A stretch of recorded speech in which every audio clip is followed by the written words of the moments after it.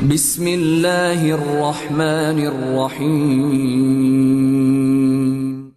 Apa itu ikhlas? Ikhlas artinya mengharapkan wajah Allah semata. Di mana ikhlas adalah merupakan tujuan daripada kehidupan manusia. Allah berfirman, "Wa ma umiru illa liya'budullah mukhlishina lahuddin." Tidaklah mereka diperintahkan kecuali agar mereka mengikhlaskan agama ini untuk Allah Subhanahu wa taala. Namun Pak, untuk ikhlas tidak mudah, Pak. Kata Sufyan Ats-Tsauri, "Ma'alajtu syai'an ashadda minan niyyah." Aku tidak pernah meluruskan sesuatu yang lebih berat daripada niat itu. Karena yang namanya setan tuh pinter loh, Pak. Iya, pintar bagaimana caranya supaya kita itu tidak ikhlas. Syaitan ingin supaya amalan kita tidak diterima oleh Allah Subhanahu wa ta'ala. Maka kita perlu kiat-kiat gimana sih supaya ikhlas, ya. Agar kita ikhlas ya akhal Islam, ada beberapa tips insyaallah bermanfaat buat kita semuanya. Tips yang pertama, hendaknya kita muhasabah sebelum beramal dan setelah beramal. Apa itu muhasabah? Yaitu introspeksi diri. Al-Imam Ibnu Qayyim rahimahullah dalam kitab Ighatsatul Lahfan berkata, "Ma min amal illa wa yu'rad alaihi diwanan." Tidak ada satupun amal kecuali hendaklah dipertanyakan dua pertanyaan. Setiap kita mau beramal, tanya. Yang pertama, 5. Tujuanmu beramal apa? Mengharapkan wajah Allah, atau mengharapkan pujian manusia, atau mengharapkan dunia? Ya. Coba tanya, sebelum kita sholat, sebelum kita nuntut ilmu, sebelum kita puasa, sebelum kita melakukan amalan-amalan, tanya, saya beramal ini tujuannya apa? Alhamdulillah, ikhlas. Ya. Tapi pertanyaan yang kedua kata Ibnu Qayyim apa? Kaifa? Bagaimana caranya? Sesuai enggak dengan tuntunan Rasul sallallahu alaihi wasallam? Antum mau puasa, antum mau segala sesuatu amal yang hendak kita lakukan, tanya, amalan ini ada enggak tuntunan dari Rasul sallallahu alaihi wasallam? Amalan ini diizinkan tidak oleh syariat kita? Alhamdulillah, sudah ada dalilnya jelas. Yaudah, lakukan, bismillah.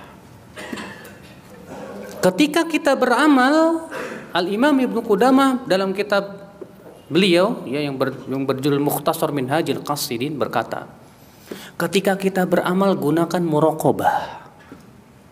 Apa itu muraqabah, Pak? Mengawasi hati kita terus. Ada enggak kemasukan ria gitu kan? Karena terkadang di awal sholat sih ikhlas, tapi pas lagi sholat suka ada sesuatu yang muncul gitu loh. Iya, mertua lewat, atau ya siapa yang lewat gitu kan. Akhirnya kita memperbagus sholat kita hanya karena gara-gara ada orang yang memperhatikan kita. Kan bahaya Bapak sekalian. Maka gunakan muraqabah di saat kita ibadah. Di saat kita sedang beribadah, introspeksi lagi, periksa lagi hati kita. Ada tidak kemasukan? Ya. Ketika ada kemasukan ria, segera tolak. Segera tolak. Ya. Ketika kita beramal dan tujuan kita ternyata dunia, segera tepis.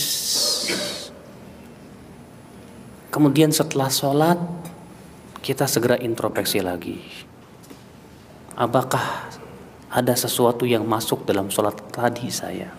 Makanya kan di antara hikmah kenapa sih Rasulullah setelah sholat mengucapkan astagfirullah, astagfirullah, astagfirullah, Allahumma antas salam wa minkas salam, tabarakta ya dzal jalali wal ikram.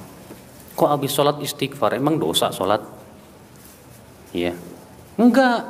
Maksudnya kata Al-Imam Ibnu Qayyim, istighfarnya Rasul setelah sholat itu ya untuk mengisi kekurangan-kekurangan yang ada di dalam sholat, supaya Allah mengampuni dosa kita.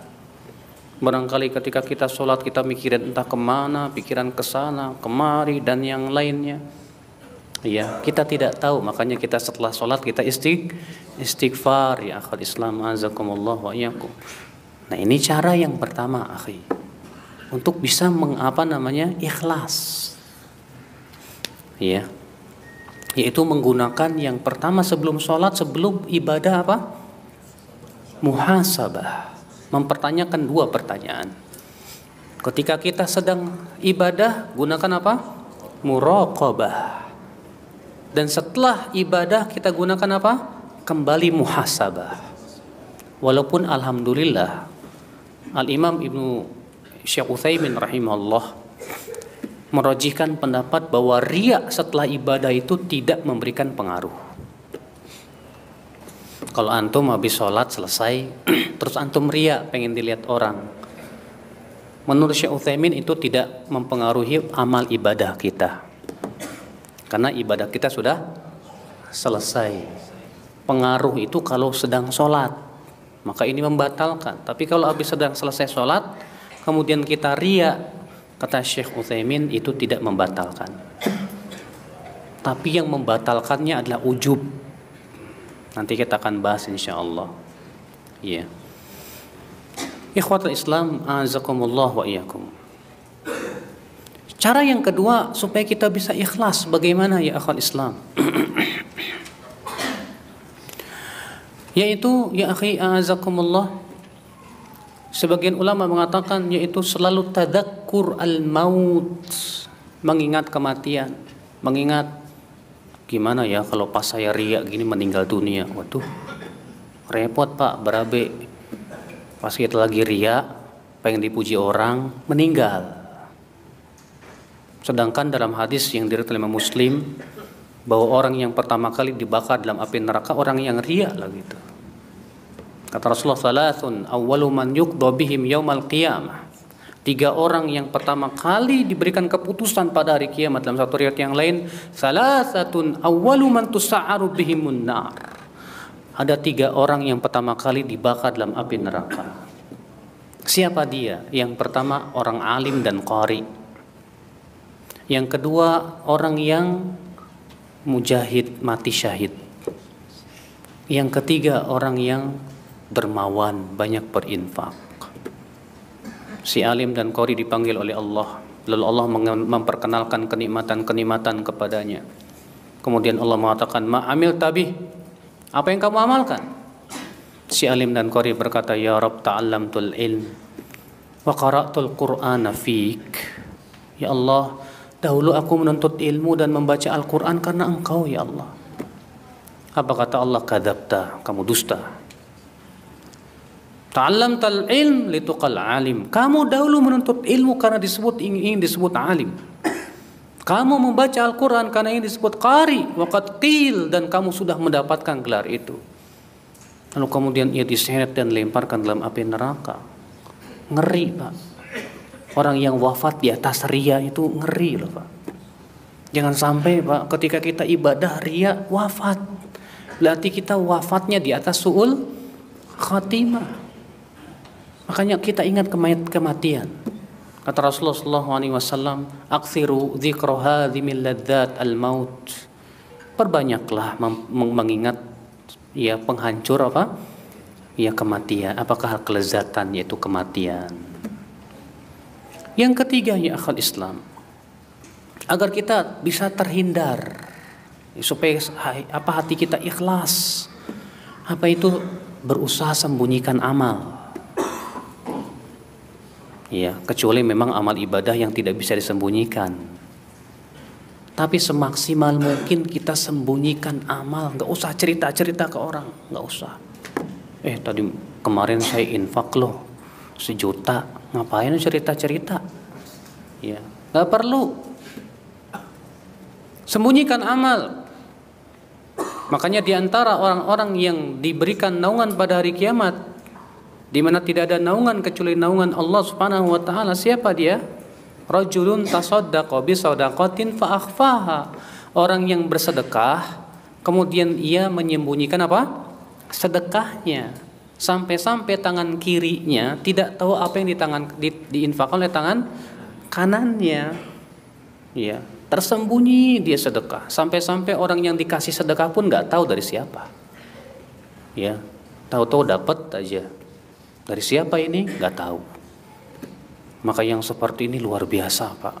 Akan sangat memelihara apa? Keikhlasan. Ya akhwal Islam, azakumullah. Siapa lagi kata Rasulullah, wa rajulun dzakarallaha khalian fafadat 'ainah.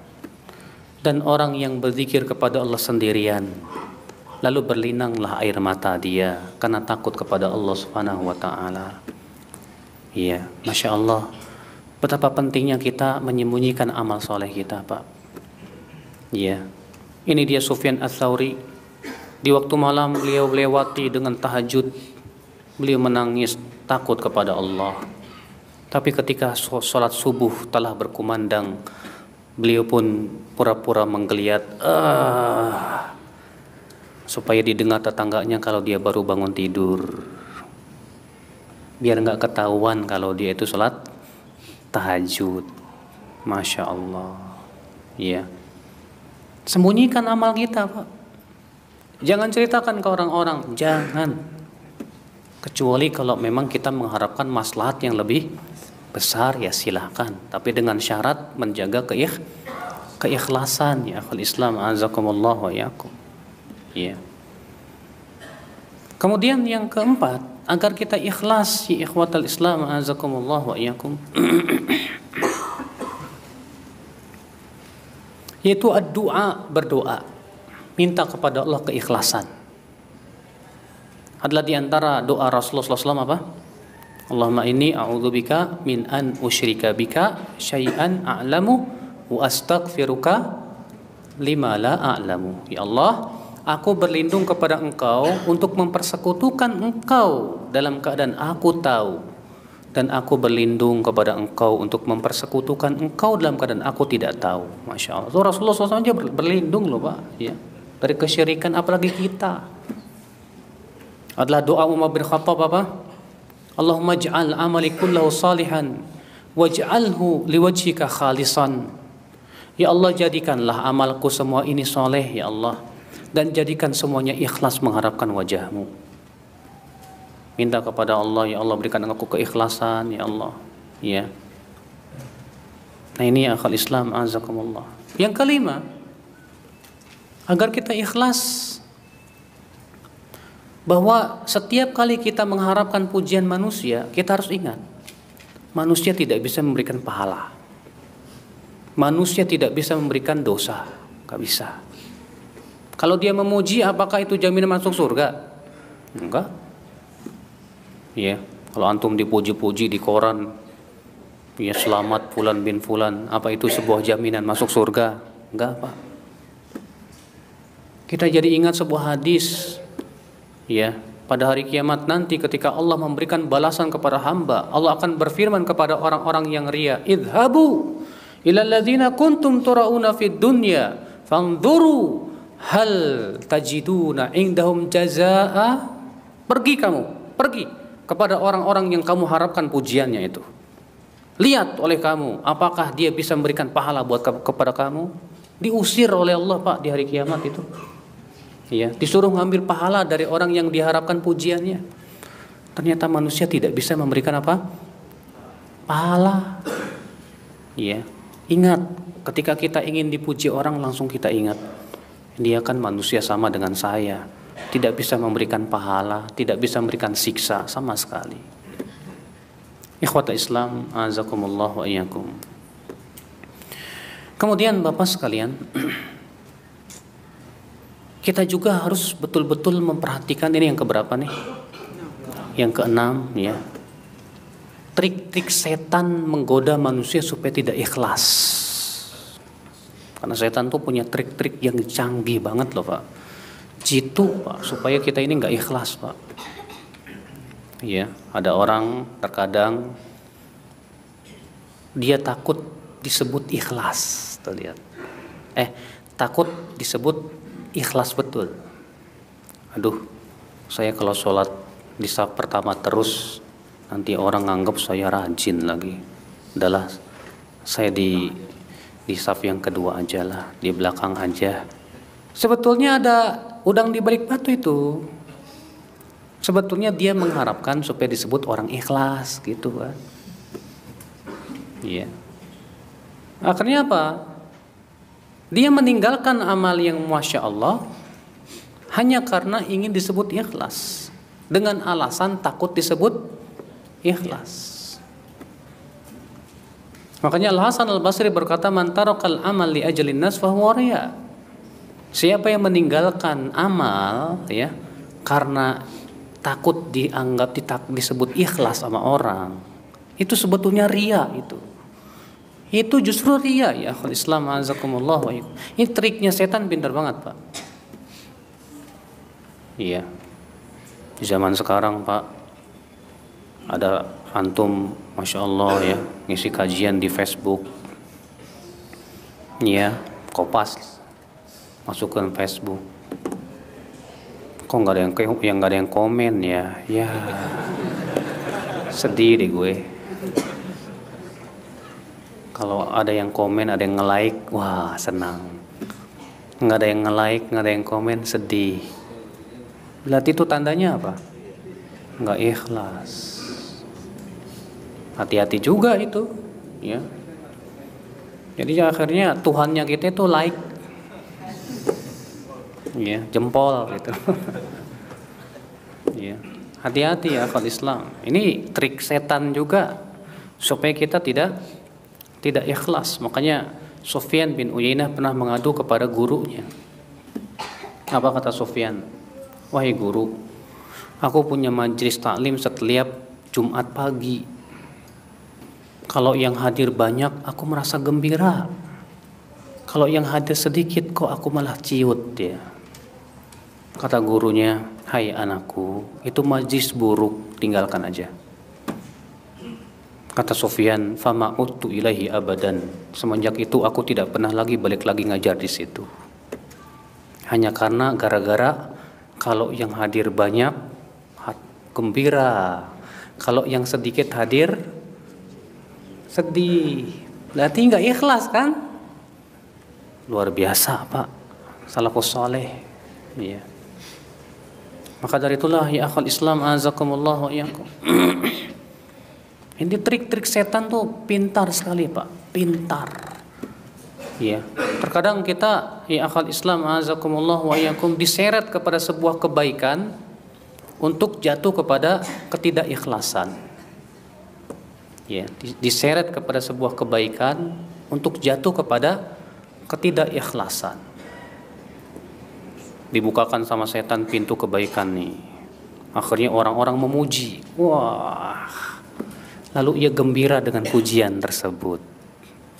Padahal kata Ibnu Qudamah, gembira dengan pujian itu sudah awal riya. Awal riya itu kita sudah merasa senang dengan pujian. Sebab kalau dia sudah merasa senang dengan pujian, lain kali saya beramal pengen dapat pujian. Walaupun kalau ada orang memuji ya bukan berarti kita riya, bukan. Abu Hurairah berkata kepada Rasulullah, ya Rasulullah, ada seseorang beramal saleh, lalu kemudian orang-orang memuji dia, sementara dia tidak mengharapkan pujian. Apa kata Rasulullah? Dzaka ajilu busyral mu'min. Itu kabar gembira untuk seorang mukmin yang dipercepat oleh Allah tanpa mengurangi pahalanya nanti di hari kiamat. Iya. Ikhwatul Islam azakumullah wa iyyakum. Tapi ketika seseorang gembira dengan pujian, iya, ini bahaya. Makanya Ibnu Qudamah mengatakan al-farah ya bisana, merasa gembira dengan pujian orang itu awwalur riya, itu awal permulaan dari riya. Berat apa? Berat. Karena sifat manusia senang dipuji enggak? Senang, Pak. Anak kecil aja kalau dipuji-puji, oh Masya Allah, tambah semangat kan? Sama kita juga, kalau kita dipuji senang. Tapi kita nggak sadar, rasa senang kita terhadap pujian itu malah menyeretkan kita kepada apa? Kepada riya. Lihat triknya setan. Setan tuh tahu manusia itu senang dipuji, maka ia seret si hamba ini kepada ibadah lalu orang-orang memuji dia. Jadi akhirnya dia merasa senang. Pintar setan tuh, Pak. Iya. Ikhwatul iman, azakumullah wa iyyakum. Atau terkadang, akhi, ya, syaitan memberitahukan kepada dia syubhat. Yang tujuannya sebetulnya dia itu supaya tidak ikhlas.